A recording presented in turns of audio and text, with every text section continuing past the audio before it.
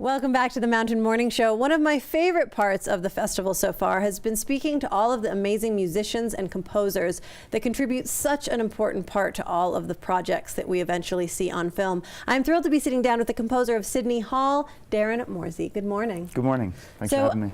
The first thing I always like to ask composers, because I've heard people describe the music of a film as something that gets put in at the end, as sort of an afterthought, and then I've heard people talk about it that I had the vision of what the film would sound like before I could even put it on film. What is some of your inspiration when you walk into a project? What's the approach for you? Well, a lot of the time it is what you described first, like the film gets edited, it's done, and then they give it to me. I get hopefully some time, and then write the music and hand it in. For Sean, the director of Sidney Hall, it's quite the opposite. He gets me writing music generally while he's finishing the scripts. So then that way when he's doing the shoot on set, he brings the music, plays it for the actors, kind of gets them into the world of the film.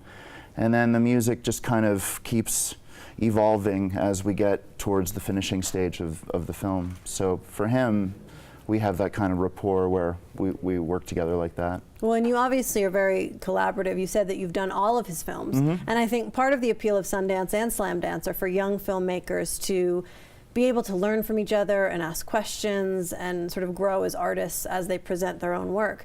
You two obviously work very closely. You've done all of his music. What is it like when you have a relationship like that with someone where you can be so collaborative and bounce ideas off of, and there's that level of comfort?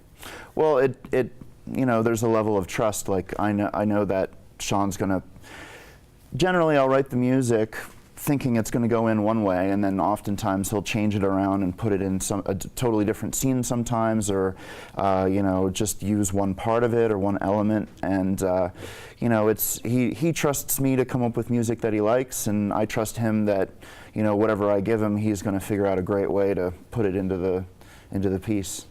So this project you did together, Sidney Hall, what's the premise of the film? Where did you draw from? It's an 18-year-old kid writes a novel that becomes the novel of his generation, and it ultimately ends up destroying him. And it's presented like him at 18, 24, and 30, and kind of jump cuts through the different eras. I've had other composers on the couch describe what they contribute to a film as translating the director's vision when there are no words in the script and it's just an image, and he's got a very clear picture of what he wants to convey, but he can't necessarily use like the music theory terms or the technical terms that you can use with musicians and with composing. How does it feel to work with someone and really try and translate their vision musically?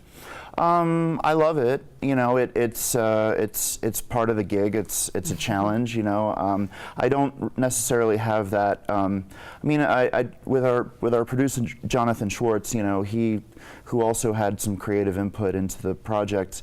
You know, it was kind of like that. You know, with his feedback, because he's a non-musical person. But Sean used to be in a rock band. He was the lead singer in a rock band, so we can kind of trade musical terms back and forth.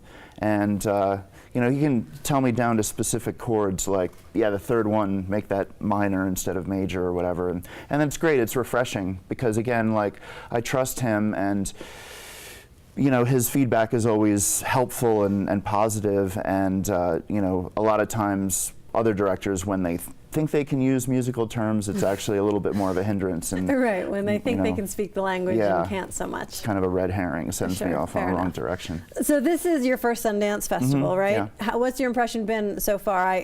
We talked before we came on, and you said there is no such thing as too much snow. Yeah, it's impossible for me to be cold. Like I get summer depression. So well played, Darren. This is your festival then, because we've had feet. Is there anything that you personally have been enjoying? Any films you've seen or parts of the festival? It's been crazy since I got here, like just promoting the film. So I would love to go see something, but just haven't had a chance. But you're too busy working and maybe finding your next collaborative partner. Right, and cocktail receptions. Yeah. Those are always fun too. Yeah, we can always go to a cocktail reception. All right, we are going to take a break, but I want to thank you for coming and speaking to us, and hopefully you've got some young composers and musicians out there watching, and you'll be an inspiration to them. Cheers. Thank you. Thanks for having me. We'll be back on the Mountain Morning Show with more live coverage of the Sundance Film Festival right after this.